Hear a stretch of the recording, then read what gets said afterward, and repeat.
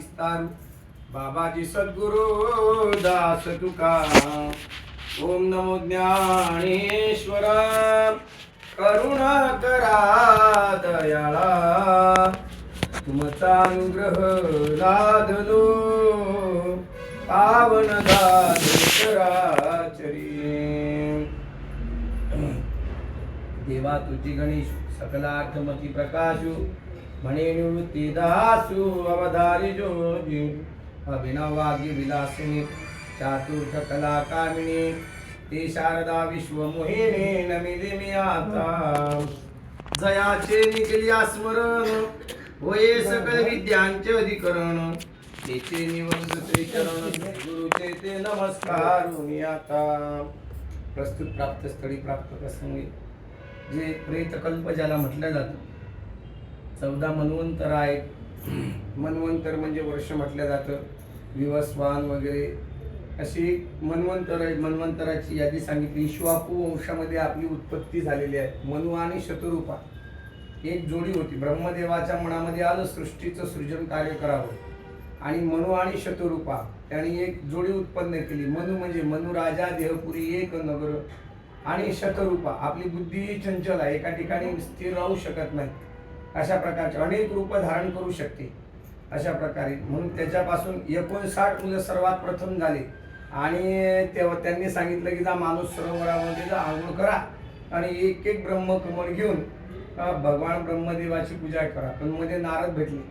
नारद भेटल्याच्या नंतर नारदाची त्यांची गाठ पडली, आंघोळ केली, वल्कले धारण केलेली, आणि नारदाने सगळ्यांनाच खाली बसवलं। नारदाने बोध केला, ओम नमो भगवते वासुदेवाया या मंत्राचा त्यांनी त्यांना अनुग्रह दिला।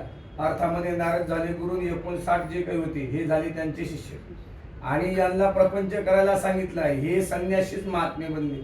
आणि मग शतरूपाला मनुराजाला राग आला, आणि पुन्हा ब्रह्मदेवाकडे गेले ब्रह्मवैवर्तामध्ये, आणि तेव्हा त्याच्यापासून 21 लाख योनी समाज, 21 लक्ष योनी हा समाज पक्षा सरपटणाऱ्या प्राण्यांचा तयार केला। मग त्याच्यामध्ये गांडूळ आले, साप आले, गोम आली, जे स्फोटावर चालणारे प्राणी आहे हे 21 लक्ष समाज आहे। 3 लक्ष समाज नुसतं उडणाऱ्या पशु पक्ष्यांचा आहे, पण सर्वात शेवटी मनुष्य प्राणी बनवला, आणि हा मनुष्य सर्वात शेवटी 2 नंबरला हत्ती बनवला। ब्रह्मदेवाला वाटलं हत्ती हा या चांगला आहे, सृजनता आहे, सगळा 59 वर्षाचं आयुष्य आहे हत्तीला, 150 वर्ष पण जगू शकतो, याला याच्यावर जर आपत्ती वगैरे काही नाही आली 150 वर्ष हत्ती जीवन जगू शकतो। पण याच्यावर जर संकट आलं अचानक, याला क्विक फास्ट 2 मिनिटात जर एखादं काम सांगितलं तर नाही करू शकणार, तर याला जायला जागा किती लागणार, नको म्हणले नाही, हा पण नाही, शरीराने अवढावी आहे, मग काय करावं। सर्वात शेवटी ब्रह्मदेवानी सगळे भूचर, खेचर, जलचर, अंड, स्वेद, जारद आणि उद्भिज 4ही खाणीतले लोक एकत्र केले, आणि असा कुठला प्राणी बनवायचा म्हणले तर मनुष्य प्राणी बनवला त्याने। म्हणजे आले हुशार आहे, स्वार्थी आहे, आणि याला हित करणार आहे, आपलं काय परक काय सगळं याला करणार आहे, आणि याला मोक्ष प्राप्त होणार आहे। म्हणून म्हणले हा मनुष्य प्राणी हा हुशार आहे। तिथं नाथ बाबांनी एक सुंदर उदाहरण दिलं, बेगळाची बाहुली आभराची सावली जाईल रया। अशा प्रकारे प्रपंचामध्ये असून नसल्यासारखं असावं। कालच्या पासूनचा विषय होता आपला असून नसल्यासारखं। पक्षी अंगणी उतरती, दाणे खाल्ल्यानंतर कबूतर जसे पडून जातात, तसं प्रपंचित माणसाने प्रपंचात असावं, पण प्रपंचात असून नसल्यासारखं असावं। आता असावं असून नसल्यासारखं नसावं कसं, तर जास्त आपण लक्ष द्यायचं नाही। परमार्थ करत असताना हित ते करावे देवाचे चिंतन, तेने नारायण देईल भेटी। भगवान परमात्मा भेट देत असतो। कधीतरी देवाच्या सोबत बोलण्याचा प्रयत्न करा। आपण बोलण्याचा प्रयत्न करत नाही। आजकाल लोक शेजाऱ्याला मोबाईलवर व्हॉट्सअपवर जेवला काय, गुड नाईट, गुड मॉर्निंग, समोरून गेला तर त्याला लागलं तर खड्ड्यात पडला तरी उचलायला तयार, आणि मॅसेज काही दररोजचे चुकत नाही। तसं हित ते करावे देवाचे चिंतन, कधीतरी बोललं पाहिजे, देवासोबत बोललं पाहिजे, देवासोबत गुणानुवाद सांगितला पाहिजे। जसं एखादं संकट आलं का आपण कसं म्हणतो, देवा मी काय एवढा अपराध केला की माझ्याच वाट्याला दुःख येतं। मग जसं आपण दुःखाच्या बाबतीत देवाला सांगतो, तसं सुख पण आपण सगळं देवाला सांगितलं पाहिजे। कधीतरी देवाच्या सोबत बोललं पाहिजे। देव बोलतो, निश्चित बोलतो। म्हणून दुसऱ्या अध्यायामध्ये सांगतात, श्री गणेशाय नमः वासुदेव म्हणे गरुडाईक, जे सर्व लोकोपकारक, कर्मास्य औदार्य देहिक, पीडा निवारक अंतकारी। मरणानंतरची जी क्रिया आहे ना गरुडा, हे केलीच पाहिजे. त्याची सशक्तता असो, गरीब असो, काही असो, औदार्य देहिक नावाची एक क्रिया आहे, ही क्रिया केली पाहिजे. या समग्र ब्रह्ममंडपात 84 लक्ष जंतू गणित, त्या माझी चारी भेदायत, जरायू विख्यात एक जाती. आपण तरी आपल्याला मनुष्य म्हणतो, भगवंत म्हणतात 84 लक्ष जंतूच आहे, आपण जंतूच आहे ना. तर अंड स्वेद जार झाली उद्भिद, तर जरायू नावाची खान म्हणले, हे अतिउत्तम आहे. स्वेद ज उद्भिद आणि अंडज, ऐशा 4 जाती सहज, 21 लक्षाचा समाज, एके भेदीय जे निर्मिला. या संपूर्ण जीवाभितरी मनुष्य दुर्लभ सरपारी, त्या माझी भेद भारी समज अंतरी गरुडा. अशा प्रकारे या 4 खाणी असू द्या, काही असू द्या, पण सर्वात श्रेष्ठ सांगितला मनुष्य. त्यात मुख्य 4 वर्ण, त्या माझी उत्तम ब्राह्मण, अनुलोम प्रतिमे करून 12 सामान्य जाती. अशा प्रकारे या मनुष्य योनीमध्ये पण 4 जाती आहेत, ब्राह्मण, क्षत्रिय, वैश्य आणि शूद्र, आणि बाकीच्या आणि पुन्हा 12 जाती, म्हणजे ज्या पूजनीय आहे अशा 18 पगड जाती सांगितल्या. 12 आणि 4 16, ज्या 2 आहेत त्या अंत्य जाती योनी तरल्या हरिभजने. तुकाराम महाराजांनी एक 28 कडव्याचा अभंगच दिलेला आहे. उंच नीच काही नेने भगवंत, तिष्ठे भाव भक्ती देखून या.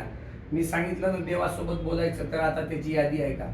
चर्म रंगू लागे रोहिदासा संगी, कबीराचे मागे शेलिविनी. चर्म नाम मांस, मांस रंधा मारायचं सांबाराच्या घरी, जे पूर्वीच्या काळात, आता नाही, पण जे मांसाचं जे कातडी असायचे, कातडी वाळत घातलेली असायची, आणि मग जर हे असं बाहेर वसा वगैरे लागला का, त्या सांबार कुंडातलं जर पाणी आणलं, नुसतं जर 2 थेंब जरी शितळलं, तर किती बिलिंदर असं आपण बाहेर खाल्ल्यातल्या बाजूने जर काही वडापाव आणला, तेलकट आणलं, काही आणलं, तर तो बाहेर वसा येत असतो. तर ते पाणी कुंडातलं जरी शिपडलं, किती बिलिंदर काहीतरी लागू द्या, पण अजिबात त्याने लागायचं नाही. म्हणून त्याला चर्म रंगू लागले, म्हणजे रंधा आपल्याला वास येते, पण देवानी त्या रोहिदास सांबाराला काय करू लागलं, चर्म रंगू लागलं. चर्म रंगू लागे रोहिदासा सांगे, कबीराचे मागे शेलेविनी. कबीर होता शिंपी, त्याच्या मागे शेलेविनू लागले.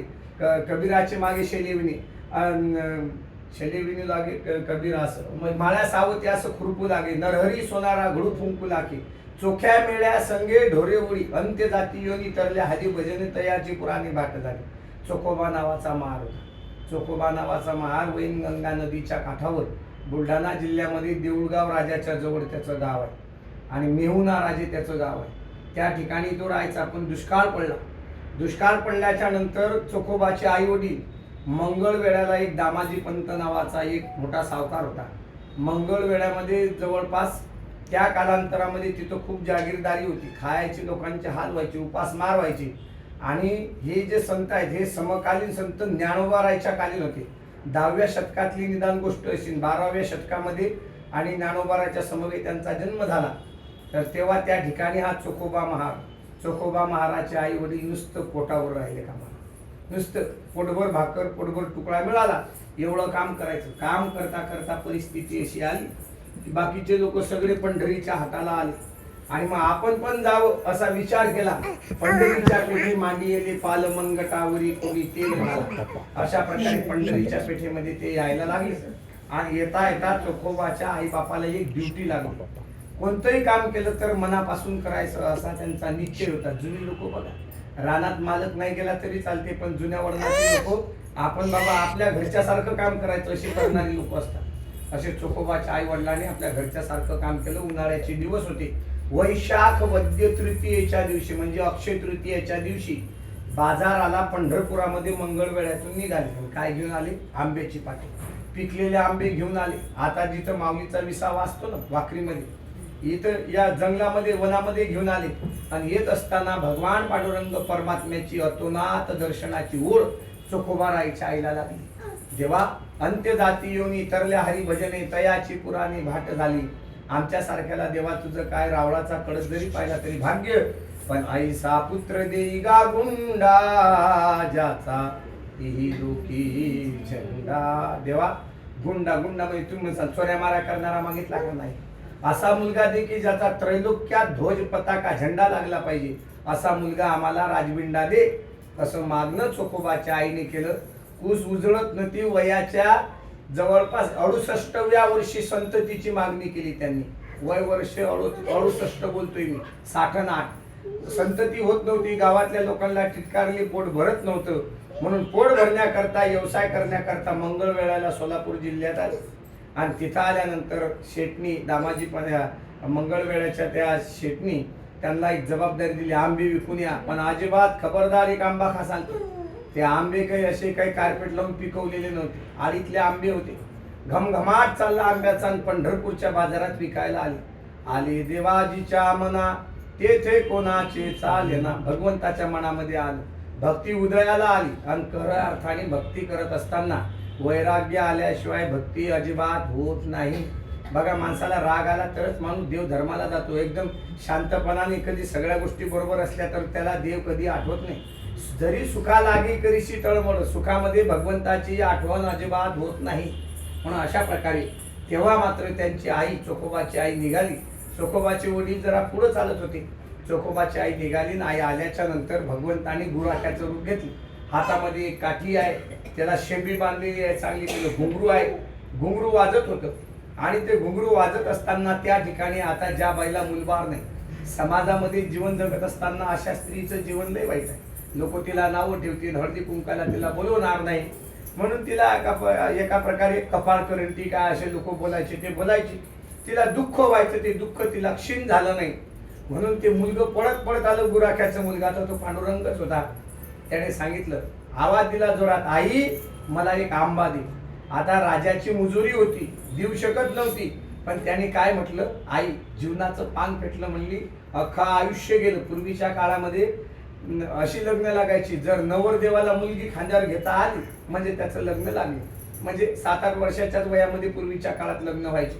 पण अशा प्रकारे तिचं त्या काळात लग्न झालेलं. आता तेव्हापासून जवळपास 60 वर्षाच्या आयुष्यामध्ये आई या शब्दाला ती पोरकी झाली होती, मुकली होती. आई म्हणतच नव्हतं तिला कोणी, पण त्या बाळाने आई म्हटलं. भगवंताने आई म्हणावं एवढा जिचा अधिकार. आई म्हणता बरोबर तिचं सगळं, तो सावकाराने काय सुळावं दिलं तरी चालेल. आंबा पाहिजे का बाळा तुला, काय म्हटलं तू. पांडुरंग म्हणायचा, आई मला एक आंबा दे. असं त्याच्याकडून 21 वेळा वजून घेतलं. बाळा काय म्हणतो तू. आंबा तर बघा, लहान मुलाला जर आपण देतो तर खरी, पण रडकोंडीस आल्याशिवाय देत नाही. मग आंबा तर दिला. आणि दिल्याच्या नंतर देवानी तोंडालाच लावला नसतं, कारण देवालाही तिची परीक्षा पाहिजे होती. एकदम वाकडं तिकडं तोड केलं. तो आंबा एवढा आंबट, म्हणजे आंबट असल्याचं कारण सांगितलं नाही. आई म्हणला हा आंबट आहे. पोरग सारखं आई म्हणत आहे, याचं तिला कोड कौतुक वाटलं. बाळा सांग तुला काय पाहिजे, म्हण ना एकदा काय पाहिजे. आई मला एक आंबा दे. भगवंताने आंबा घेतला. आणि आंबा दिल्याच्या नंतर तो आंबा भगवंताला गोड वाटला. खूप छान आहे असं म्हणता बरोबर काय म्हटलं, बाळा तू आई असं म्हणता बरोबर त्याच्या पदराला तिने तोंड पुसलं. आणि ती जी कोय होती का, ती कोय तिच्या वट्यातच राहिली पुढून. आणि तसाच जुन्या बायका असा पदर घेतला की ते कमरेला खोवायचं. ते कोय राहिली तिच्या उदरामध्ये. आणि तशीच पांडुरंगाच्या दरबारात गेली. म्हणली आज मला दिवस पावला, आज माझ्या जीवनाचं पान फिटलं. म्हणली मला आई म्हणणार कोणी नव्हतं या जगामध्ये, मला आई म्हटलं. म्हणून पांडुरंगाच्या रावळात गेली. आणि नख शिकांत भगवान परमात्म्याला तिने पाहिलं. मुक्तकेशी नावाची एक दासी होती आणि तीच मंगळवेढ्याचीच होती. पण सावकार लोक तिच्या मागे लागले. आणि मला आश्रय म्हणून कोण आहे. माझ्या या जगामध्ये आई नाही, बाप नाही. पांडुरंग माझा पिता, रुक्माबाई माझी माता, चंद्रभागा आमची भगिनी, पुंडलिक भाऊ मुनी. असं तिने केलं. पळत पळत गेली. ते चोर आले तिला पकडणार. एवढ्यामध्ये तिने काय केलं, भगवंताच्या पायामध्ये हे अशी उजव्या हाताची हे अशी 3 बोटं रोवली. याची खून आहे बघा. कधी गेलं नुसतं घाई गडबडमध्ये नाही जायचं. भगवंताला पाहिलं कधी, म्हणजे 6 फूट अंतरावरून पाहिलं तर दिसते. असे बोटच रवले. सांगितलं देवा बघ, चरण न सोळी सोरवता, आण तुझी पंढरीनाथा. तुझ्या गळ्याची शपथ. आपल्याला काही नाही, आपण भाकर संग शपथ खातो. जुनी लोक शपथ म्हणजे शब्दाला किंमत होती. आता शपथ आपण कशासाठी पण शपथ घेतो. आई शपथ बघ मी तुझी वस्तू नाही घेतली. शपथ म्हणजे कशालाही व्हायची नसते. तिने शपथ घेतली, देवा तुझे पायाची आण आहे मला. म्हणली शपथ आहे, तुला माझी लाज राखायची आहे. देवाने स्वतःमध्ये तिला असं जसे बोटं रोवले तशी त्याच्यामध्ये ती सामावून गेली. कानोपात्रा नावाची एक दासी होती, ती सुद्धा भगवंतामध्ये सामावून गेली. एवढा अधिकार भगवंताचा आहे. मग तिने घेतलं दर्शन घेतलं. आणि चोखोबा हे अयोनी संभव आहे. तिच्या पोटी जन्माला नाही आलेले. ते जे तिच्या ओट्यामध्ये कोय होती का, ते कोय तिच्या ओट्यातच होती आणि भगवंताला तिने पाहिलं, सावळं सुंदर रूपडं पाहिलं आणि दर्शन घेऊन जुने लोक अजूनही जर म्हातारे असले तर बघा, जर आपण त्यांच्या घरी गेलो आणि कधी काळी आपण मामाची आई म्हणून दर्शन घ्यायला गेलो तर ती असं तोंडावून हात फिरवते आणि आपला मुका घेते. तसं भगवंताचा मुका घेतला आणि खाली पाहिलं वट्यामध्ये, तर जी कोय होती भगवंतांनी चाकलेली, त्या कोयीमध्येच भगवंताचं स्वरूप प्रकट झालं.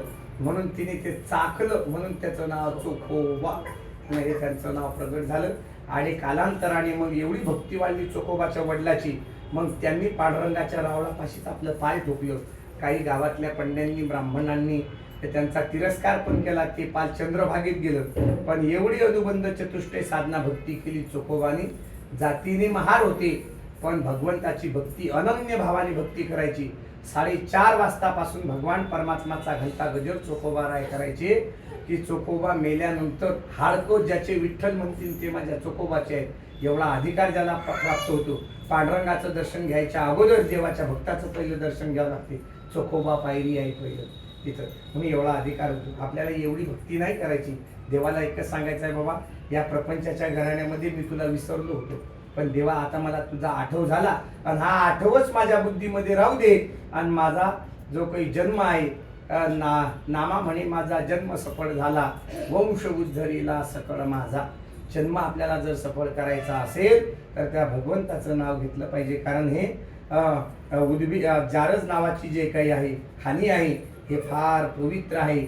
म्हणून या दोन्ही षटकाविरहित संकीर्तन जाती बहुत वेद धर्म विवर्जित अंत्यज समस्त ते जाणावे.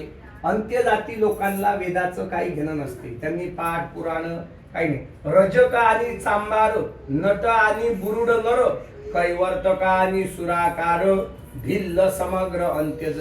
हे अंत्यज लोक सांगितले. यांच्याकडचं पाणी सुद्धा घे. हे आता अलीकडच्या काळामध्ये आपण म्हणतोय सर्व बंधू समभाव आहे, पण काही नियमाने काही तत्वानी राहायचे. हे जेवढी नावं सांगितली, रजक म्हणजे धोबी परीट म्हटलं त्याला, तो झाला. चांबार, नट, बुरुड, नर, कैवर्तक, सुराकार, भिल्ल समग्र. आपण ते बरड नावाच्या गावाला जातो बघा माऊलीच्या, तिथं बुरुड समाजाची लोक आहेत. म्हणजे तर या लोकांचं म्हणजे भिल्ल, आहार आणि मैथुन, निद्रा, भय, क्रोध, दान यांनी व्यापिले सर्वजण. विवेक मानव परम दुर्लभ. या लोकांच्या जवळ विवेक नसतो. म्हणून हे सर्व लोक मी परमात्मा यंत्रित आहे द्विजोत्तमा. त्या माझी शास्त्र महिमा उत्तमाधम मध्यम सांगतसे. तराहुनी चर श्रेष्ठ अनस्तिहुन साधिक वरिष्ठ. सुष्माहुनी जो गरिष्ठ तो वरिष्ठ जाणपा. पक्षाहुन पशु बरवा, पशुहून मनुष्य जाणावा. अन मनुष्यात शूद्र समजावा, शूद्राहून म्हणावा उत्तम वैश्य. वैश्याहून क्षत्रिय अधिक, क्षत्रियाहून ब्राह्मण अधिक. ब्राह्मणा माझी वेद पाठक, त्याहून अधिक सुकृत बुद्धी. कर्म करता अधिक, त्याहून ब्रह्मांडात अधिक ब्रह्मज्ञानी. ब्रह्मज्ञानाहून मद भजनी, निशिदिनी चिंती जो का. देवाला हे बामन भीमन काही नाही. मध्याजिमा नमस्करू मद भक्त समाचारा. जो देवाचं सदा सर्व काळ भजन करतो तो देवाला आवडतो. मग त्याची जात धर्म पंथ योनी काही नाही. जो माझं भजन करीन तो मला आवडतो. 700 श्लोकापैकी मध्याजिमा नमस्करू मला वाटते 7व्या अध्यायातला हा श्लोक आहे. म्हणून जो मामेकम शरण, मला जे भजतात माझं जे भजन करतात ते मला आवडतात. तो मेल्यावर मूळमती, महाघोर जे दुःख गती. ते भोगून या अनंती, दुष्ट जन्मगती पावतसे. बुद्धी आणि रूपबळ, पुत्र विद्या वित्त पुष्कळ. पूर्वकर्म असल्या निर्मळ, यथा काळी प्राप्त होई. काय काय आपल्याला पूर्वजन्मामुळे प्राप्त होते बघा. आपल्याला मुलं बाळ हे पण पूर्वजन्माच्या नुसारच घ्यावं लागतात, पूर्वकर्मानुसार घ्यावं लागते. नंतर काय बुद्धी, चांगली बुद्धी. आता बुद्धी सगळे लोक सारखे आहेत, सगळ्यांना बुद्धी सारखी आहे का? नाही. रूप सुद्धा, नाहीतर एखादं लोक म्हणतात काळं ढेकूळ तर या माणसामध्ये फरक नाही. म्हणजे रूप सुद्धा त्या पूर्वकर्मानुसार घ्यावं लागते. विद्या, वित्त म्हणजे धन. ज्या नरे पुण्य जसे केले अथवा पाप संपादिले, त्याची असती 2 फळे. पुण्य फळे ती सौख्य रूप, पापाची फळे अशुभ रूपाने उत्पन्न झाल्या मनुजाने. नित्य कर्मात्मज्ञानाने न त्यागावे तयाने आपण कधी. त्रैलोक्य स्वामी मी वासुदेव, त्रैलोकीचे सर्व जाणे भाव. तथापि कर्मविहित अभिनव नित्यमेव करीतसे. भगवंत सांगतात मी वासुदेव तत्वता कळो येईल चित्ता अंतकाळी बाहुता तया जवळी. तुका म्हणे तुझं सोडवेना कोणी आणि एका चक्रपाणी वाचून आपल्याला या दुःखरूपी संसारातून सोडणारं कोणी नाही. सोडवेना बंधू पाठची बहीण शेजीची कामिनी दूर राहे. जास्त काय सांगायचं झालं तर मरणकाळी समयातल्या दुःखातून आपल्याला कोणीच नाही सोडू शकत. बहीण नाही, भाऊ नाही, तर सोडवेना बंधू शेजीची कामिनी दूर राही. एकाला वाल्या कोळी नावाचा एक महान वाल्मिक ऋषी झाला. हा कोळी नाही बरं का, ब्राह्मण समाजामध्ये जन्म झालेला याचा. पण काय झालं, त्याला एका कोळ्याने सांभाळलं म्हणून त्याला वाल्या कोळ्याची पदवी लागली. ब्राह्मवेत्ता होता वाल्या कोळी. वाले हे त्याचं गाव नाही. आपण जे इथं जातो पुरंदरच्या पुढे वाले सासवडच्या पुढे हे त्याचं गाव नाही आहे. जेजुरीच्या पुढचं त्याचं गाव नाही. पण तिथं त्यांनी समाधी घेतलेली आहे. तो जंगल होता आणि त्या ठिकाणी तसं पाहिलं तर प्रभास इलाहाबाद त्या ठिकाणी तपश्चर्या केली वाल्मिक महामुनीने. पण तेव्हा मात्र वाल्याचा वाल्मिक बोलीला वाल्मिक वर्तून दावीनं केले रामायण रामादी. जे त्यांनी लिहिलं रामाला त्याप्रमाणे वागावं लागलं. देव होता राम. पण जसं वाल्या कोळ्याचा अधिकार भक्तांनी जसं सांगितलं ना तसं देव त्याचं काम ऐकत असतो. एवढा अधिकार देवापेक्षा श्रेष्ठ अधिकार हा भक्ताचा आहे. म्हणून तुकाराम महाराज एका ठिकाणी म्हणतात भक्त ईशे जाना जे देही उदास गेले आशा पास निवारुनी. म्हणून अशा प्रकारे त्यांच्या लाईनीमध्ये त्यांचा नंबर लागतो. कर्मा वाचुनी मुमुक्ष नरन उद्धरती हा निर्धार संन्यास सर्वात थोर त्या माझी सार फल त्याग माझा आशय न जाणता कर्मनिंदेच्या करती वार्ता त्या अधम नराशी तत्वता भाषण करिता नरक प्राप्त. इथं सांगितलं तो देवाचं नाव घेतलाय ना त्याच्यासंग बोलू सुद्धा नका. ते बोललं तरी आपल्याला पाप आहे. म्हणून देवाचं नाव घेणारा पाहिजे. तो येन केन प्रकारे कोणत्या का रूपाने होईना फक्त तो देवाचं नामस्मरण करणारा पाहिजे.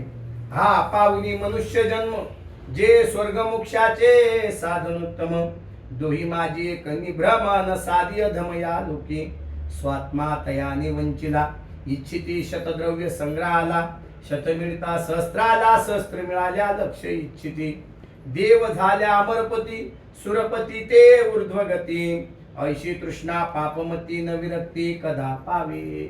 इंद्रादी महेंद्र यांचं पद भोगून झालं की यांना सुद्धा खाली सरपंचासारखंच पद आहे यांचं.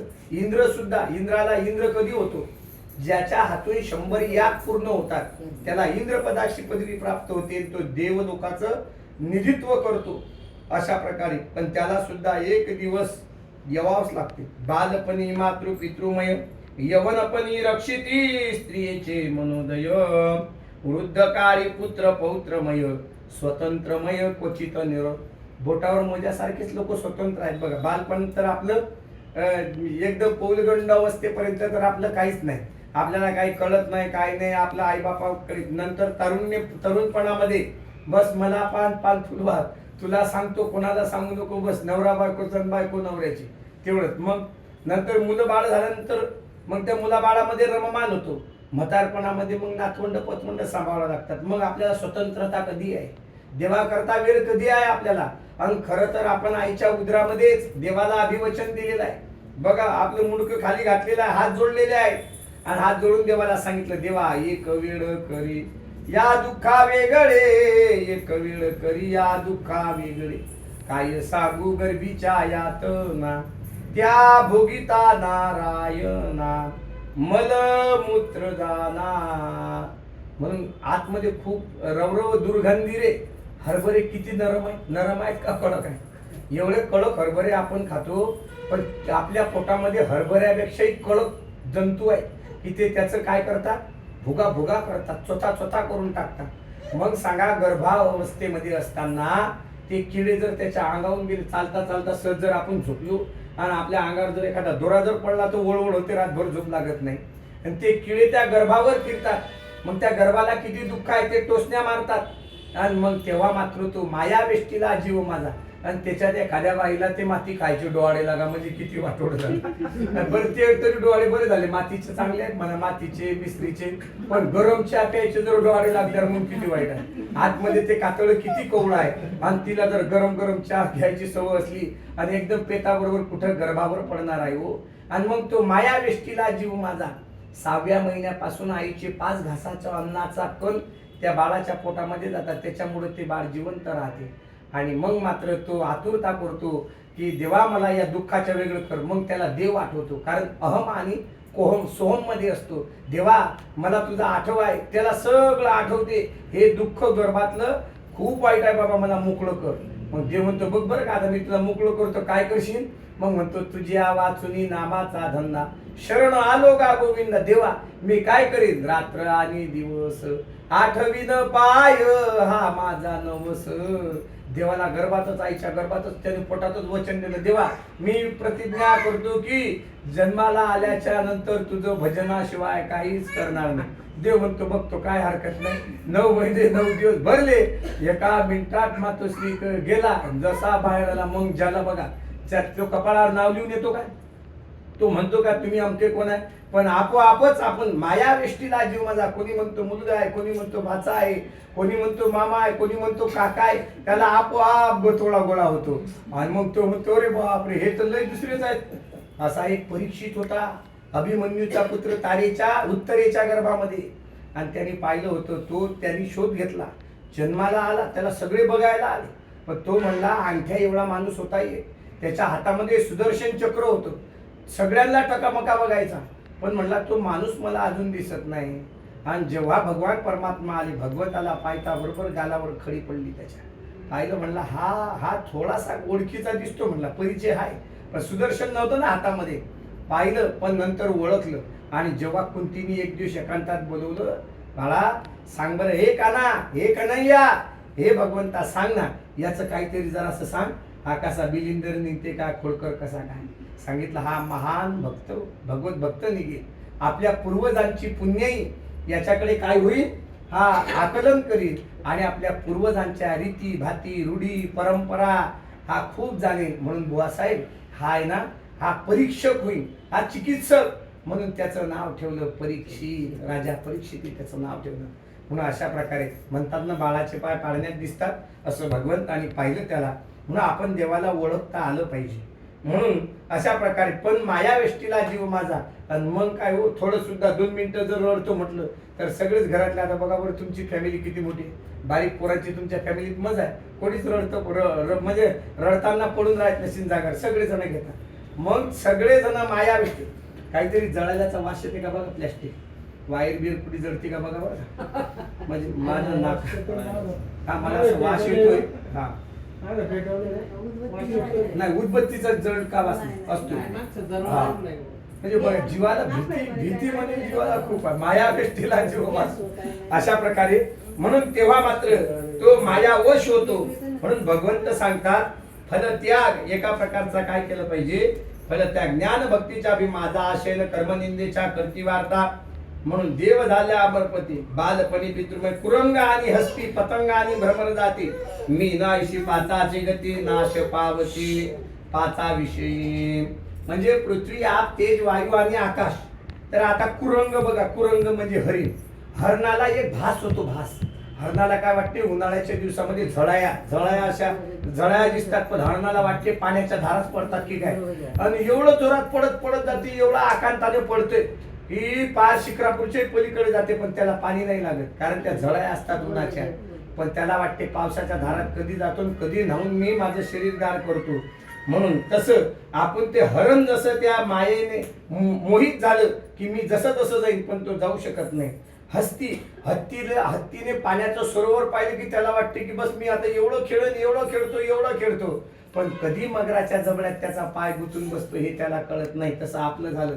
असा प्रपंच सुखाचा वाटतो, असा प्रपंच सुखाचा असं वाटतो की आपण त्या प्रपंचामध्ये एवढे प्रपंचमय होतो की आपण पाहुण्या रावळ्याला विसरून जातो. पतंग एवढा उडतो, पण त्याला जसं खाली येताना जसा दिवा दिसतो तसं त्याचा फार सैरा भैर होतो तो. पण एकदा का दिव्याचा त्याचा संग झाला की एका क्षणात जळून खाक होतो. आणि भ्रमर असते बघा, भ्रमर भुंगा भोंगा लाकूड कोरतो, लाकूड. पण तो लाकूड कोरता कोरता तोच भोंगा जर लाकडावरचा कमळदळामध्ये जातो आणि दिवसा कमळदळामध्ये गेला की तो एवढा त्यातला मध गोळा करण्यामध्ये एवढा मग्न होतो आणि सूर्यास्त झाल्याच्या नंतर कमळ चिमून जाते, तो आतमध्ये त्याच्यामध्येच गुंतून जातो. असंच आपलं झालेलं आहे. आणि मीन म्हणजे माशाला आपण काहीतरी खायला टाका, पण बरोबर त्याच्या गळाला फासा लागला की मग त्याला कळते. जळा वेगळी मासोळी तैसा तुका तळमळी. म्हणजे अशा प्रकारे या 5 जणांची जी गत झाली तशीच आपली गत होते. हा प्रमादी एकला नर सेवी विषयी 5 समग्र, तो कैसा पावे यमपुरम आश्चर्य फार हेची असे. म्हणजे हरण, हत्ती, पतंग, मासा यांची गती एका दोषाने झाली, पण माणसाच्या जोड तर सगळे दोष एकत्र आहेत. मग याला यमपुरी कशी प्राप्त होणार नाही बघा. लोह काष्टाचे पाशे पूर्ण बांधिल्या कोणी प्राणी जन, तो सुटेल उपायानं पुत्र पाशानं जे बांधले. एखाद्याला लोखंडाच्या कडीला बांधलं तर तो सुटील, पार त्याला जॉईंट दिलं काही दिलं तरी तो प्रयत्न करून सुटून जाईल. पण पुत्र पाशानी मोह पाशानी बांधलेले लोक अजिबात सुटू शकत नाही. बघा आमचे अण्णा म्हणले नाही, गोट्याचं लग्न झालं की वारी केली, एक केली पण नाही काका, आता नात आहे नातू आहे. पुत्र पाश माया पाश हा पाश लय मोठा आहे. आणि हे 7 पाश, हे पाश ज्या पाशातून जो निघला तो खरा मुख्य. म्हणून पुत्र पाशानी जे बांधलेले आहेत ते सुटू शकत नाही. ते न सुटत प्राणी जन जाणती यम भय गहन, मृत्यून झाले बाल तरुण वृद्ध ज्ञान जाणीची. बरं मृत्यू असा विचार करतो का, उद्या आता तुझ्या नातीचं लग्न आहे, जाऊ दे मी आहे ना पुढच्या वर्षीची. मृत्यू लहान पाहत नाही, मोठा बघत नाही, तरुण पाहत नाही, तो गाडीवर आहे का जेवण करतो तो मृत्यू काही पाहत नाही. त्याच्याजवळ अज्ञान सज्ञान काही नाही. यास्तव सर्व प्राणी पारलौकिक आदरे करुणी करावे विचक्षण जनी आत्मज्ञानी जरी असे. मग काय करावं. आणि मेल्या वाराणसीत सायुज्य पावल्या साक्षात, तरी करावे अवदार्य देहिक कृत्य प्राणी समस्त ते जनी. मेल्या नराचा विलास नशे शेष प्राणियास, नास्तिक अथवा ज्ञानियास नशे अभिलाष प्राण्यासी. ज्ञानी मरो अज्ञानी मरो कुठलाही मरो, पण त्याला रस्ता एकच ठरलेला आहे. आपले विपूर्ण शरीर अथवा सेवावा चांडाळ नर, परी नित्य नैमित्तिक समग्र कर्म प्रकार आचारावा. अवदारी देहिक नावाची क्रिया ही करावी. यथाशक्ती यथा विधान कर्म कीजे अनुदिन, धर्म रातो धनाश्रयान विशेष दान श्रद्धे करून. तथापि पुत्राधिकानी करावी अवदार्य देह संपादन, विधी श्रेष्ठ म्हणून कर्मजनी आचारावे. धन अल्प अथवा बहुत जरी असो श्रद्धायुक्त, निर्धन असो ऋषी वृंद बहुत श्रद्धान्वित स्वर्गा पावले. भक्ती विरहित धनवान बहुत पावले निरयस्थान, जैसा पाथ्या वाचून पायंथस्थ जन दुःख पावे. तैसे नित्य नैमित्तिक कर्म टाकी जो नर मूर्ख, तो क्लेश पाव तसे अनेक नर निष्कंटक खगपती. पातके जी ज्ञाता ज्ञात त्याचे करुणी प्रायचित्त, दक्षिण उत्तरायणी अगत्य की जे विधियुक्त पाप निष्कृती. जोवरी हे शम शरीर निरोगी आणि जरा दूर, इंद्रियात शक्ती असे फार जो असे दूर आयुष्य शय. तोवरी विदुष जनान स्वकल्याणार्थ की जे यज्ञ, गृही लागल्या अग्न कुपखनन मग काय कार्या. घराला आग लागली आणि मग आपण म्हणायचं आता वीर खोदतो पाणी आणतो, मग वीजची मोटर लावून घर विजवतो, असं होईल का. तोवर जळून खाक होणार आहे. म्हणून आपल्याला ज्या दिवसापासून कळलं की नाही बाबा कळो येईल अंत काळी प्राण प्रयाणाची वेळी, नसेबा जवळी बासर प्रपंचाची. आपल्याला आपला मृत्यू कळायला लागला की मात्र वेळेस सावध झालं पाहिजे. रोगाक्रांत झाल्यावरी सुदीन पाहुनी ज्योतिषशास्त्री, 3-4 ब्राह्मण घरी पाचारुणी नरी प्रायचित्त करावे. ज्याच्या प्लेटलेट कमी झाल्या, जोर झाला चांगला मोठा डबल निमोनिया झाला, मग तेव्हा म्हणा पाहिजे की नाही 5-6 ब्राह्मण बोलतो कोणती तरी शांती करतो. ते की ब्राह्मणाचे रोग आहेत का. नाही. गोमोय पुत्र गंभीर पूर्वक प्रायचित्ताद करावे आपल्या कल्याणार्थ. गोदोय भावी 64 रुपयात विष्णू श्राद्ध प्रायचित्त कीजे. मग हाती घेऊन नारळ आणि पुष्पे घ्यावी पुष्कळ, हस्ती करुणी बदांजूळ ब्राह्मण विमल पार्थावे. या सर्वाशी धर्म सांगणार तैसे सर्वाचे गुप्तार तस्मात माझ्या पापाचा सहार विप्र हो समग्र करा तुम्ही मी पूर्वी घोर पापाचरण केले ज्ञाने अज्ञाने पूर्ण जन्मापासून अनुदिन जे पाप दारुण म्या केले मज उद्धारा तयापासून ब्राह्मण जंगम तीर्थ पावन सर्व काम देते निश्चय करून वाक्योदकान मलिन उद्धरती ब्राह्मण जे भाषण करती ते वाक्य देवता मानती उपवास व्रत स्नान तीर्थी तप संपादिती विप्र जयाचे त्याचे संपूर्ण घेऊनी फळ यजमानासी देती विमळ ऐशे पूज्य तुम्हा विप्राचे कुळ पाप निर्मूळ करा माझे मजवरी करुणी प्रसाद शुभ आज्ञा करावी शुद्ध तुमचे सामर्थ्य असे अगाध मज लागी शुद्ध शीघ्र करा ऐशी प्रार्थना तीन वार करुणी दुष्ट व्हावे विप्र समग्र मग उत्तराभिमुख नर बैसुनी शीघ्र वपन कीजे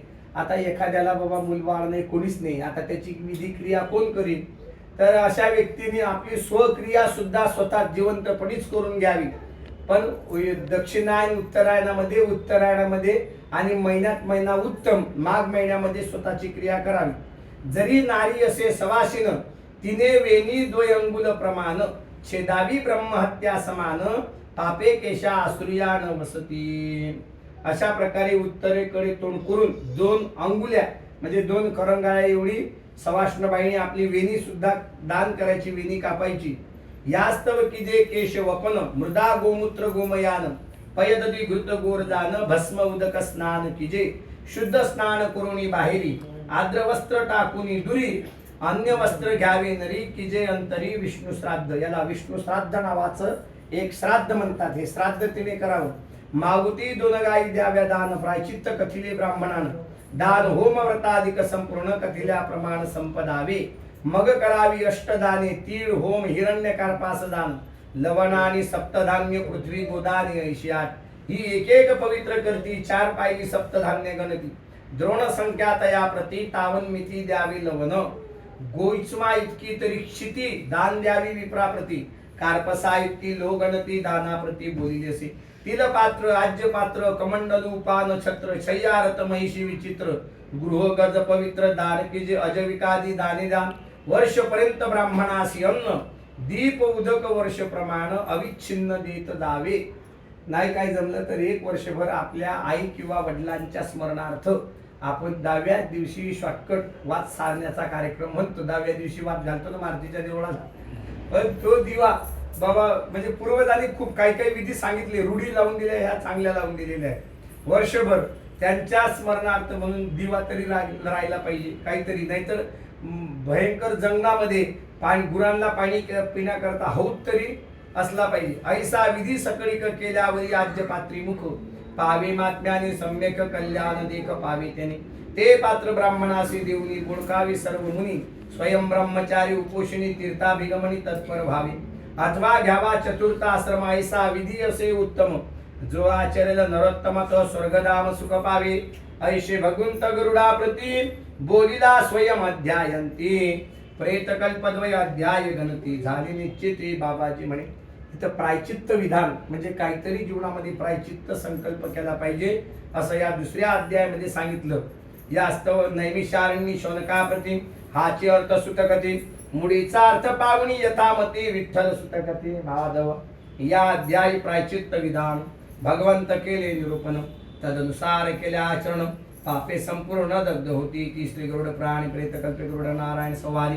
प्रायचित्त विधान नाम द्वितीयोध्याय कृष्णार्पणमस्तु हरे राम राम राम सीता राम राम राम हरे राम राम राम राजा राम राम राम हरे राम राम राम राजा राम राम राम हरे राम राम राम सीता राम राम राम हरे राम राम राम सीता राम राम राम गोपाल कृष्ण भगवान तृतीयोध्याय गणेशाय नमः सरस्वती नमः श्री गुरुभ्यो नमः पुन्हा गरुडा प्रति भगवंत बोलता झाला प्रीतियुक्त अगाताक्षा मरण समयात प्राणी मनुष्यात जो जन्मे तयाने दक्षिणेकडे करुणी मुख भूमी गोमयाने सारवावी सम्यक दक्षिणाग्र कुश सकळी क पसरावी देख मानवी गरुडा ज्या माणसाची आता शेवटची स्टेप आहे आता तो मरायच्या तयारीत आहे तर काय करावं त्याच्या मुलांनी पंचगव्यानी म्हणजे गायीच्या शेणानी,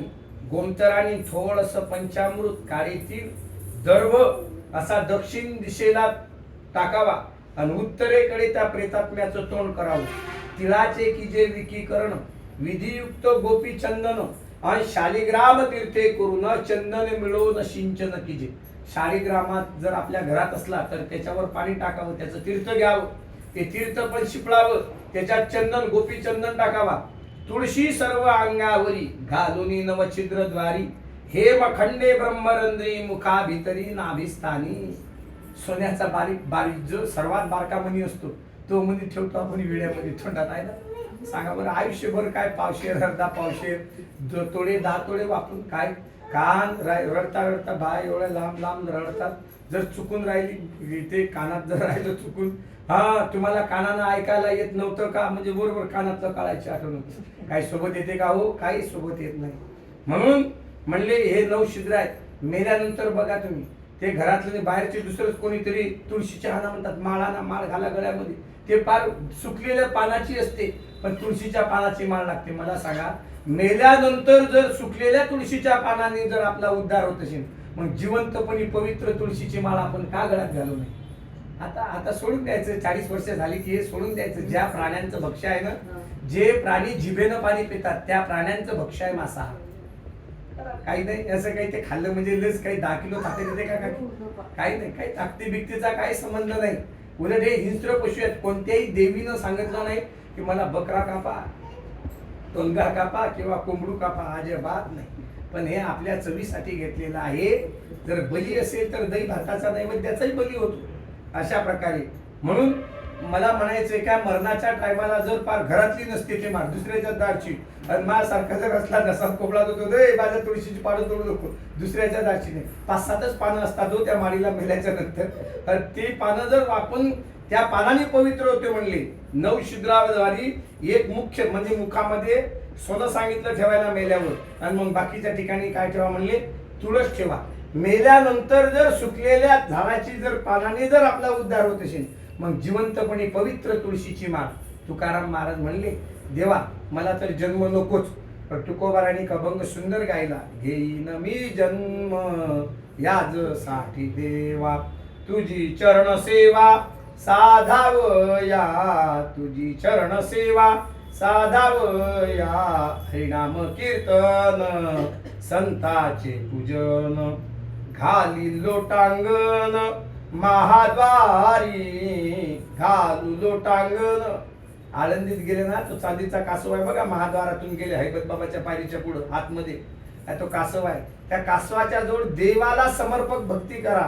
पण आपल्याला ते देवाच्या समाधीला हात लावता पण डोकं ठेवत नाही. समर्पक भावनेने भक्ती करायची असते. तिथं तुकाराम महाराज म्हणतात, घालू लोटांगण महाद्वारी. देवा मी तुझ्या दारात लोटांगण घालणार आहे. का? जर एखाद्या संताच्या पायाचा कण, ते धूळ आहे ना, ते जर लागली ना त्याने मी पावन होणार आहे, म्हणून लोटांगण घालायचं आहे. जग काय म्हणे याच्या करता नाही.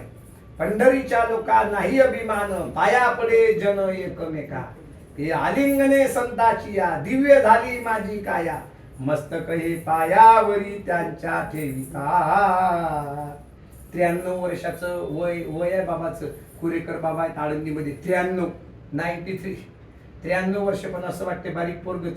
हे पोरग तरी थोडं किरकिर करत असेल, पण बाबा असे एकदम म्हणजे एकदम मित भाषी, मधुर भाषी, एकदम सुंदर बोलतात. असं वाटते त्यांच्याकडे बघतच राहा.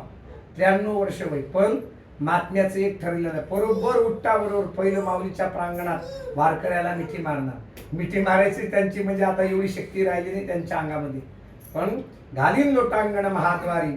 म्हणून तर मग तुकाराम महाराजाला एकाने विचारलं, अहो तुकाराम महाराज, जन्माच्या तर लय वाईट आहे म्हणतात तुम्ही संसार, मग जन्म कशासाठी म्हणतात? मग तुकाराम महाराज म्हणतात, मी असा नाही जन्म घेत, मी असा जन्म घेईन ना, एक साधूचं घर पाहिजे म्हणले. आणि त्या साधूच्या घरात काय येशील, त्याच्या अंगणात न्हाणी, आणि त्या साधूच्या घरातल्या न्हाणीतल्या दगडाखालचा किडा होईल. अरे बाप रे बाप, एवढं नीच, एवढं खाली का? त्याच्या घरातल्या न्हाणीतल्या दगडाखालचा किडा. मग त्याचं कारण विचारलं तुकाराम महाराजांना एकाने, जर तुम्ही त्या साधूच्या घरातल्या त्या दगडाखालच्या किडा होता, याचं कारण काय? म्हणजे मग तो साधू आंघोळ करीन ना, आंघोळ करताना तो काय म्हणणार आहे, ऊर्ध्व मूलमद शाकमश्वत्थं प्राहुरवेयम् छंदांशी अस्य पर्णानि व्यस्त वेदस वेदवित्त. पण आपण साऊंड सिस्टीम लावून आंघोळ करतो हे गुरुदेव आहे. हे नाही तो काय म्हणेल गंगेचे यमुनेचैव गोदावरी सरस्वती नर्मदा सिंधू कावेरी जले सानिध्यम भवतु प्रियतान मम गुरु. नाही एवढं येत मी बामना माईला म्हणून जाऊ द्या, पण गंगा यमुना सरस्वती चंद्रभागा इंद्रायणी भीमा भामा हे तर नावं येते एक एक. तो काय मग घेता घेता तेच म्हणायचं. ती पाणी तुमच्या खराबाडीतल्या टाकीतलं नाही होणार, ते मग इंद्रायणीचं भीमा भामेचं. आणि मग तुम्ही म्हणसाल का आम्ही तर भामा नदीतच पाणी येते आपल्याला. पण आपण मंत्राणी म्हटल्यानंतर आपल्या अंगावर पवित्र पडेल. मग तुकाराम महाराज म्हणले ते पवित्र त्याच्या तोंडाने पवित्र झालेलं पाणी दगडावर पडेल. आणि मग मी किडाहून बरोबर त्याच्या अंगावरचा पाण्याचा थेंब. किती किती भावना तुकोबरायची मोठी आहे का. फक्त संत संग देई संत संग देई संता विना नाही ऊर्ध्वगती. संता विना नाही ऊर्ध्वगती संत संग देई संत संग देई. संताची संगत घडणं सज्जनाची संगत घडणं लय खूप परम भाग्य लागते. त्याला घडत नाही, सहजासहजी घडत नाही. आणि जर असा सत्संग घडला तर ही ज्ञानगंगा कधी सोडायची नाही. त्याच्यात नाहीच, पूर्ण आंघोळ करून घ्यायची ओत प्रोत. म्हणजे हे पूर्ण याची आंघोळ केली ज्ञानगंगा वात आली की ते पूर्ण त्याच्यामध्ये न्हात राहायचं. म्हणून अशा प्रकारे सुवर्ण घालीजे यथा प्रकारे. म्हणून यथाधिकार ग्रंथात मंत्र असती जे पुनीत ते श्रवण करावे समस्त दाने बहुत तेथे द्यावी. प्राणोत्क्रमण समयात पिंडदान करावे विधियुक्त अधिकारी प्राचीनावित होऊनी दक्षिणेचित दक्षिणाभिमुख. पण आपल्याकडे काय सगळेच विधी मार्गाने करत नाही का. अजून असं पिंडदान करावं शिवाचे नाम घेऊनी विरी अथवा यवे करून शिबिके वरी स्थापुनी द्वार देश स्थानी आणावा. प्राचीनाविची जो असेल सुतबंधू अथवा सपिंडातील पुत्राने पिंड निर्मळ पांथनामे विमळ द्यावा. मुलगा असेल तर मुलांनीच हा क्रिया करायचा अधिकार आहे. नाहीतर मग ते मरणाऱ्या व्यक्तीच्या 7व्या पिढीपर्यंत कोणालाही त्याची अंत्यसंस्कार क्रिया करायला अधिकार आहे. 4 पिंड खेचर नामाने विश्रामस्थानी भूतनामाने पिंड द्यावे विधी करून ब्राह्मणाने पश्चिमद्वारी. आणि आपण मेल्यानंतर प्रेत कोण्या दारातून काढतो याला सुद्धा महत्व आहे. शास्त्र सांगितलं उत्तरेकडून क्षत्रियाने पूर्वेकडून वैश्यदाने दक्षिणेचे अनुमाने शूद्राने प्रेत काढीजे. चांडालग्नी चिताग्नी वर्ज करावा सुतिकाग्नी. शूद्रपती ते अनिला जो अग्नी वर्जोनी काष्टाग्नी शुद्ध घ्यावा. मशालीची भूमी शोधन करावी शुद्ध गोमयान. उदके समार्जन करून शुष्क काष्टे चिताटीजे. जर ज्या ठिकाणी आपल्याला अंत्यसंस्कार करायचा आहे ती भूमी ती जागा सर्वात प्रथम आपण सावडल्यानंतर जो सडा टाकतो का तो अगोदर आपण कधी करतो. एखादी जर पुण्यवान एखादा व्यक्ती मरण पावला तर त्याचं ते सडा सारवून करून त्याच्यावर चिता रचल्या जाते. पण ज्याला मेल्यानंतरही ज्या व्यक्तीला मोक्ष प्राप्त करून द्यायचा असेल तर त्याच्या घरातील लोकांनी ते असे हा विधी पहिले करावा. ती जागा स्वच्छ करावी. त्याच्यावर गायच्या शेणाचा गोमूत्राचा त्याच्यात काळे तीळ तुळशीपत्र गोपीचंदन शालिग्रामाचं तीर्थ आणि वाळलेली लाकडं चितेला लावावी. मग होऊनी उदयान्मुख पेटवावी काष्टे अनेक. सवस्त्र गंध माल्याधिक घालोनी सम्यक दहन कीजे. साधकास्यास पिंडदान करावे शवाहुती हवन. शवाज्य विलेपनातील सर्पशान संमिश्रित. आणि त्या मुखाग्नी देत असताना अंत्यसंस्कार करताना जिथं मुख आहे मरणाऱ्या व्यक्तीचं तोंड आहे त्या ठिकाणी त्याच्या तोंडावर 3 खोबऱ्याच्या वाट्या ठेवाव्या. त्याच्यावर हावरी तीळ पांढरे तीळ पांढरे तीळ ठेवावे. आणि कापूराने त्या ठिकाणी त्याला मृतात्मम जनम स्वतः उदकम दत्त मिधनम तम नमामि हा म्हणून शवाहुती द्यावी. मुखा माझी आज्ञा होती देऊनी मंत्रोक्त शवाप्रती. आणि मग अग्नी लावून ऐशी भारती बोलावी निश्चिती प्रेतस्थानी. आणि मग तिथं बोलावं जेथे तू उत्पन्न झालाशी आणि येऊनी मनुष्य देहासी स्वर्गलोका प्रती जासी तरी आहुती तू घेई.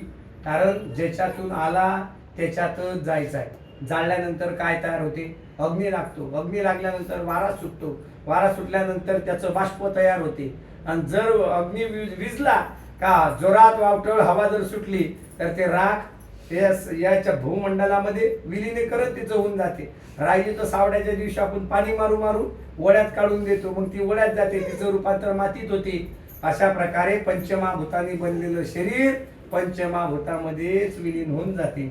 म्हणून अशा प्रकारे ते म्हणावं, ऐशे बोलुनी प्रेत वस्त्र मशानी टाकावे अपवित्र अन मगरोदन सहमित्र गाढ विचित्र करावे. अग्नी लागल्याच्या नंतर ते मळक फुटल्याच्या नंतर रडायचं आहे. ते बोंब ठोकायला सांगतो ना संपत, मग नंतर रडायचं असते. पण तेव्हा आपण घरी येतो ना, आपण रडतो कधी, तो प्रेतात्मा जेव्हा अशी घटना घडली की तेव्हा आपण जोरजोरात रडतो.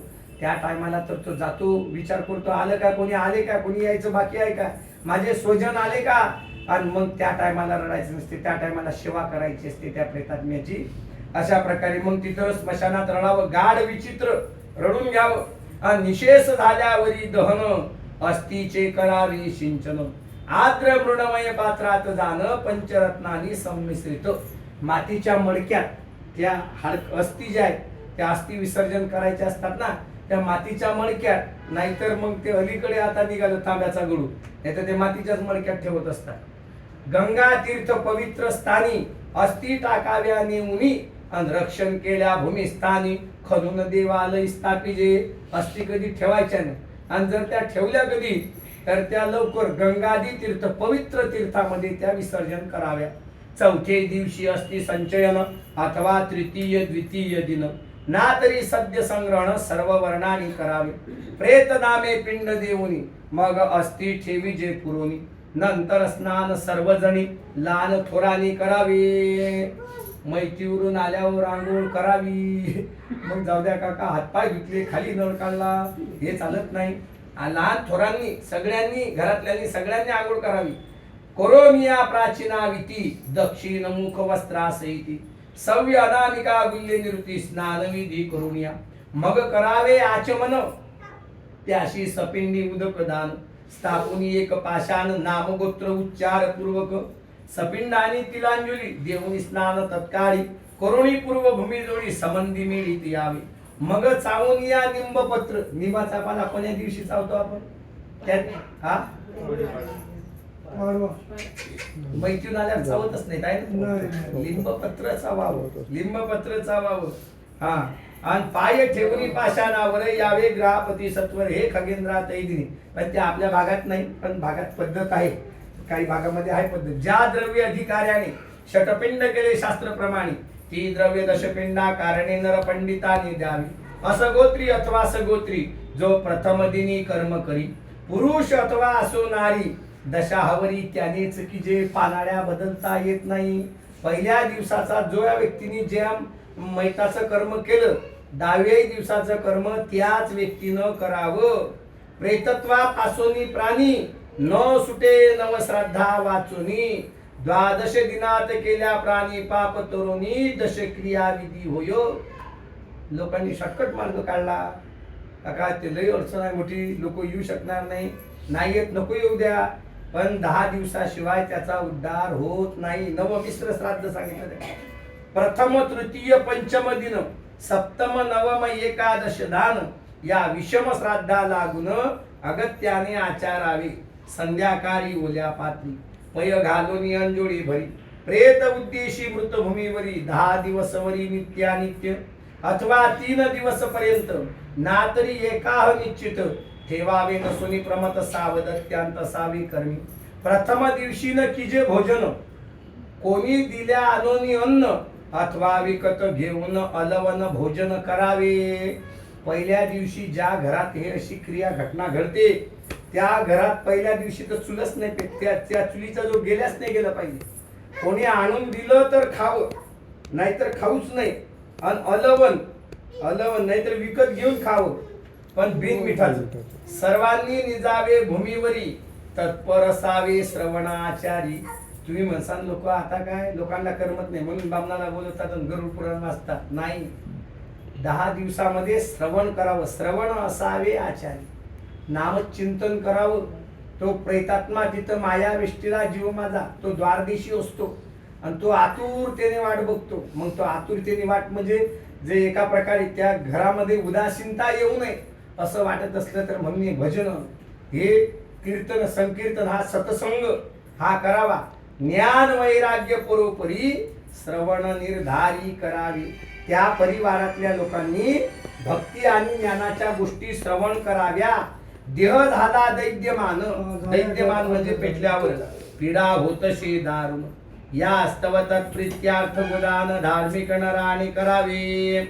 पय सिंचन चितास्थानी गरुड करावे अगत्यानी. यमदूत जीव घेऊनी यम सदनी शीघ्र जाते. आता एक दुधाचा सळा तिथं आपण टाकतो ना, ते सावडल्यावर टाकतो दुधाचा सळा. पण ज्या ठिकाणी या घटना घडते तिथं ते पयस्थानी दूध टाकावं आणि यम सदनी हा जीवाला लगेच नेतात. मग कुसोनी यमरायासी आणि पुन्हा येती भूलोकासी. त्रयोदश दिन जीवासी द्वारदेशी ठेवती. 13 दिवस पर्यंत त्या प्रेतात लगेच 1.5 प्रहरात मी काल सांगितलं ना. आता याचं अंतर पण सांगितलेलं आहे. तुम्ही किलोमीटर मत जा, मी तुम्हाला सांगतो. तर इथून मरता बरोबर जसा कुडीतून या शरीरातून जीवात्मा निघतो 1.5 प्रहरात लगेच यमपुरीतून येतो आणि लगेच जाऊन दूरदर्शन येतो. बरं का मी आता 13 दिवसांनी येणार आहे.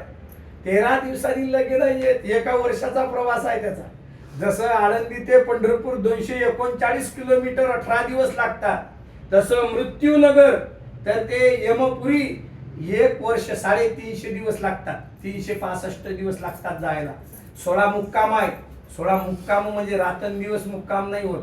फक्त पहिलं श्राद्धाचं जे पान आपण माणसाला जेवायला किती तो पान गण जेवढ्या वेळपर्यंत जेवीन ना एवढ्या वेळपर्यंतच विश्रांती आहे. त्याचं जीवन झालं का मग प्रवास सुरू झाला. रात्र आणि दिवस तिथं विश्रांती नाही, झोप नाही. आता झोपा घेऊन घ्या. मग अशा प्रकारे मग त्रयोदश दिनी ठेवती द्वारदेशी. 13 दिवस पर्यंत द्वारदेशी त्या जीवात्म्याला ठेवला जातो. आणि मग बायका तो जीव फार कष्टी होत.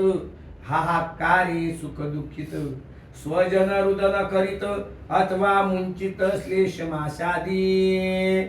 टाकलेला म्हणून काही लोक सोडून देतात, तर तो आतुरतेने वाट बघतो, तो सुद्धा रडायला लागतो. म्हणून जीवात्मा गेल्यानंतर रडायचं नाही. काय सेवा घडण ते सेवा करायची नाही. 10 दिवसातच घडते, बाकी नाही. तेने पावे अति दुःख त्याचे त्याशी भोजन देख. या अस्तव जे आपतो लोक त्याने शनेक न रडावे. म्हणून मुलाने मुलींनी रडायचं नाही. स्वशक्तीने क्रिया करावी. प्रथम दिवशी श्राद्ध बरवी. असंस्कृताची विधी बरवी. त्वा ऐकावी अगत्य रूप. असंस्कृताशी भूमीवरी पिंड द्यावा निर्धारी. संस्कृताशी कुशोपरी दशपिंड सरपारी पै द्यावे. असंस्कृत अंत्यजाती हे मेल्यावर काय त्याचे दावे बिवे काय नाही, त्यांचा कुशावर पिंड नाही. आणि तुम्ही आपण मेलो आपले पिंड त्या गवताच्या काडीवर असतात, त्याला कुश म्हणतात, त्याला दर्भ म्हणतात. त्या दर्भावर पिंड ठेवला जातो. जेथे दिला प्रथम पिंड तेथेच दिजे इतर पिंड. म्हणजे 11 पिंडाची लाईन लावल्या जाते. म्हणजे लाईनीत की असं सुटसुटीत ठेवतात का भाऊ? नाही, एका लाईनीत ठेवल्या जातात. ते तिथेच दिजे इतर पिंड. ती सर्व करावी अखंड. म्हणजे आपण लाईन लावतो ना, सर्व करावी अखंड. म्हणजे मी तुम्हाला वाटल्याशी तिथं सांगतो, पण इथं आलं नाही. अखंड आणि देहरूप होत असे पिंड म्हणून करायचं. कारण त्या पिंडाने पूर्ण देह होतोय त्याचा तयार. सुमरणे अथवा दुर्मरणे प्राणी मेल्या देह पिंडाने आणि उत्पन्न होतो प्रथम पिंडाने. म्हणून पहिला पिंड का द्यावा? दशक्रिया 10व्या दिवशी का दावा करावा? आता ते ऐका, त्याचं कारण सांगितलं इथं. कसं मरू द्या? अपघाताने मरू द्या, एखादा महाराज कीर्तन करता करता मरू द्या, मरू द्या कसाही, पण त्याचं पिंडदान झाल्याशिवाय मोक्ष त्याला नाही. पहिला जो पिंड दिला जातो पहिल्या पिंडाने त्याला उत्पन्न केला जातो. आणि शिर द्वितीयाने कर्णाक्ष नाशिक. दुसरा जो पिंड, टोटल पिंड किती दिले जातात संतोष भाऊ सांगा? 11 पिंड आहेत. 11 दिले आपण 11. तर पहिला जो पिंड दिला जातो पहिल्या पिंडाने उत्पन्न होतो. दुसऱ्या पिंडाने डोकं, नाक आणि कान तयार होतो. गळा, तोंड आणि भुज, वक्षस्थळ तृतीय पिंड. म्हणजे गळा हे तोंड आणि वक्षस्थळ म्हणजे छात्यापर्यंत. नाभी आणि गुद सहज होई उपजलिंगाशी. तिसऱ्या पिंडापर्यंत बनतो, पोटापर्यंत. चतुर्थ पंचम पिंडे करून उरुजंगा 6वे दिने. म्हणजे गुडघ्याच्या वर 6 दिवसापर्यंत बनतो 6 पिंडांनी. आणि होती या दोन्ही सप्तमे दिनी रुधिराधिक. आणि 6 पिंडामध्ये रक्तवाहिनी, जलवाहिनी, श्वास नलिका, अन्न नलिका ह्या तयार होतात. अष्टम पिंडे देह पूर्ण. 8 पिंडाने पूर्ण देव. म्हणून काही काही मुलाचा जन्म 7व्या महिनी शेवटचा होतो. ते मुले जगत नाहीत जास्त, त्याला काचात ठेवलं जातं. आणि 8व्या महिनी पूर्ण पिंड तयार होतो. 8व्या पिंडाने शुद्धा तुषेचा नवमदिन, 9व्या दिवशी त्या मरणाऱ्या व्यक्तीला खूप भूक लागते. आणि 10व्या दिवशी शुद्धागन प्रेत प्राण पाव तसे. आणि 10व्या दिवशी त्या पिंडदान करतो का आपण भाताचं, ते भाताचे 3 पिंड, ते आपण म्हणतो मोक्ष झाला. मोक्षाचा भाग वेगळा, पण त्या भातावर जे मध जेवढं टाकलं जातं, मधाने त्याला वाणी फुटते. आणि मग मात्र त्याला ते मधानीच तो खातो. आणि मग मात्र त्याचं शुद्धा गहन होते 10व्या दिवशी, बरं का. आणि प्रेत प्राण पाव तसे, त्या प्रेताला प्राण म्हणजे आत्मा तयार होतो त्याच्या शरीरात. एकादश द्वादशात आणि भोजन करीत असे प्रेत. 11व्या आणि 12व्या दिवशी प्रत्यक्ष प्रेत जेवण करतोय. यास्तव भुरी भोजन बहुत प्रेत प्रीत्यार्थे करावे. आगुंतकाचं मोठं भोजन आपण 13व्या दिवशी करतो, ते 11व्या 12व्या दिवशी करत नाही. 13व्याच्या दिवशी जे मोठं जेवण करतो ना, त्याच्यातला सुद्धा 1% भाग त्याच्यातलं जेवण प्रेतात मेला जाते. 10 दिवसामध्ये आला दर्श, तरी श्राद्धाचा होय अपकर्ष. म्हणून दशहात कर्मास अमावशेष पूर्ण होत. आपण तुम्ही काय म्हणता, पौर्णिमा अमावस्या आली तर कातर लागली, कातरच म्हणता ना. कातर बितर काही नाही.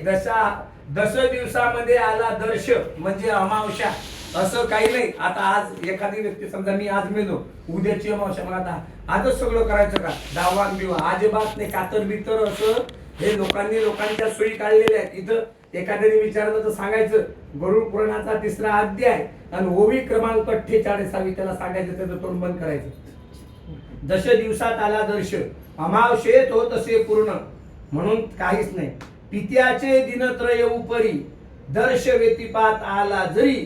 दशहात कर्म तरी तये अवसरी संपादावी. कधी कधी 2 सुतक एकत्र होतात, पण 2 सुतक जर एकत्र झाले, आता म्हणजे धाकला अगोदर मेला आणि थोरला जर नंतर मेला, तर धाकल्याला 10 दिवस पुन्हा थांबू शकतो, त्याला 10 दिवसाचं प्रेतत्व येते. पण थोरला आता मेला, थोरला अगोदर मेला, धाकला नंतर मेला, तर त्याच्या दाव्यात दावा पोटात, म्हणजे मोठ्याच्या पोटात बारका जाऊ शकतो, बारक्याच्या पोटात मोठा जेवण करू शकत नाही. म्हणजे आता आपण जर लहान बाळ जेवायला बसलं, त्याच्या ताटात किती आपल्याला जरी आवडली बॉबी, तरी आपण त्याच्या ताटातली खाऊ शकतो का? नाही. आपण खाल्ली तर लोक नावं ठेवतील. तसं मोठ्याच्या ताटातले खाऊ शकतो ना, कारण का मोठ्याच्या ताटात जेवायचा अधिकार आहे, म्हणून त्याला पोटात मिळू शकता. 2 इंदू झाले असता पुन्हा शवत्व पावे तत्वता. या स्तवगत्य खगनाता प्रेतकृत्याचारावे. म्हणून अंत्यसंस्कार, दशक्रिया विधी, पिंडदान हा विधी केलाच गेला पाहिजे. प्रेतकृत्यादी विरहित कर्म अन्य न करावे सर्व नेम. मग आता या सुतकामध्ये काय काय करावं, काय काय नाही करावं. प्रेतकृत्यादी विरहित कर्म अन्य न करावे सर्व नेम. हास्य लास्य गीत परम कौतुक संभ्रम वर्जावा. किती लंगोटी याच्या पोरीचं लग्न असलं तरी आपले मायबाप गेलेले असले, मेलेले असले, त्या 10 दिवसात जायचं नाही. हास्य संभ्रम म्हणजे हसायचं नाही जोरात. जर आता तुमच्या घरी पाहुणे आले लांबचे, समजा आता तुमची दिदीचे सासरे आले, तुम्ही गेटपर्यंत जाऊ शकत नाही, कारण का आनंदाचं नाही. म्हणून इथूनच घरातूनच या, मग आता या, पण तुम्ही त्याला मग आता मी चाकणपर्यंत सोडवतो ना, असं नाही. हास्य लास्य हे कार्यक्रम कौतुक संभ्रम वर्जावा. प्रेत श्राद्धी जी वर्ज ती तुझ कथी तो सहज. आशीर्वादाचे नसे काज द्विगुण वर्ज दर्भ असती. कोणाला सुतकामध्ये पाया पडून सुद्धा घ्यायचं, आपल्या पाया पडू द्यायचं नाही कोणाला. आशीर्वाद द्यायचे 10 दिवस आपण अधिकारी नाही. स्वस्ती वाचन तथा प्रणव अगण्येक करण उचिष्ट सर्व.